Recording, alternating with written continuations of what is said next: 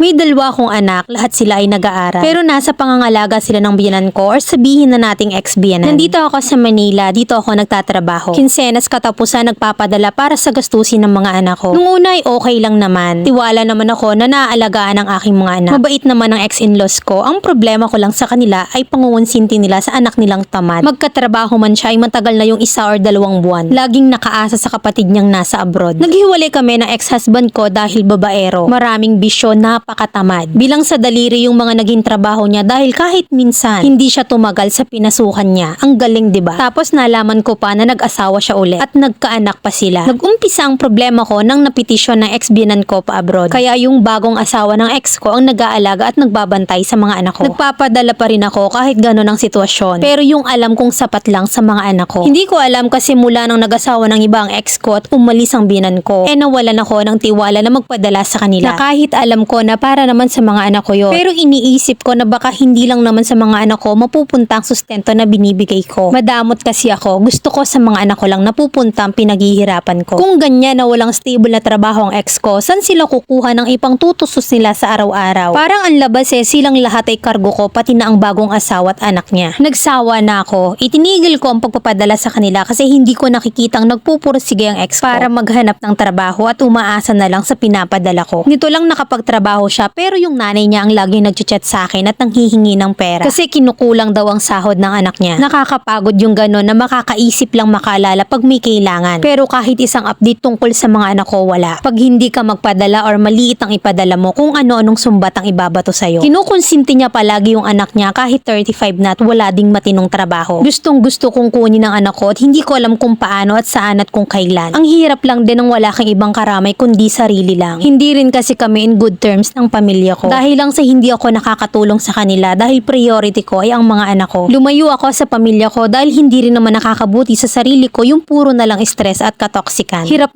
na ako. Wala na akong ibang magawa kundi ang umiyak. Ang hirap ng nag-iisa, walang ibang karamay sa buhay. Wala akong ibang matakbuhan. Meron na lang ako ngayon ay ang sarili ko at ang mga anak ko. Durog na durog ako sa tuwing sinasabi ng mga anak ko na naiinggit sila sa ibang bata na kasama ang mama nila. Nais ko rin naman ang buong pamilya para sa mga anak ko dahil produkto rin ako ng broken family. Gustong gusto ko silang kunin at umupa na lang kaming mag-iina. Iniisip ko na paano naman ang mga anak ko kung nasa trabaho ako. Wala akong mapapag-iwanan sa kanila. Napanghihinaan na ako ng loob. Ang daming napasok sa isip ko. Dumadating sa point na gusto ko na lang matulog, yung tipong hindi ka nagigising. Kung hindi lang siguro sa mga anak ko, baka nagpakamatay na ako. Sana matulungan niyo ako at mabigyan ng advice. From our letter sender, Isay. Lumayo ka sa pamilya mo kasi sabi mo, priority mo ang sustentuhan ng mga anak mo. Hindi mo sila matulungan at toksika mo ang pamilya mo. Kaya ang ending nag-iisa ka at walang karamay. Sa lagay naman ng mga anak mo, pumayag kang ipangalaga sa ex-husband mo kahit ikaw naman ang nagsusustento. Nung napansin mo na walang sikay sa buhay ang ex mo, kahit kaunting pakonswelo at update ay wala, itinigil mo ang sustento. Siguro nga tama ka na may pagkamaramot ka. Takot kang mapaglamangan, advance ka mag-isip. Kasi sabi mo naman sapat lang yung pinapadala mo sa mga anak mo, tama lang dun sa pangangailangan nila. Imbes na ang solusyon ay gawan mo ng paraan para makuha yung mga anak mo, itinigil mo na lang ang sustento. Kaya sigurado akong apektado ang mga bata sa ginagawa niyong desisyon ng ex-husband mo. Sana idaan mo na lang si legal kung ikaw naman ang nagsusustento ay pwede mo silang makuha. Or sa pamilya mo na lang, swelduhan mo na lang ng pag-aalaga at dun ka na lang nagpapadala ng gastusin nila. Plus natutulungan nyo pa yung isa't isa. At miidaan mo sa legal lang sustento nila mula sa ama nila. Baka sakaling masagot niya yung tanong na para kanino ka bumabangon.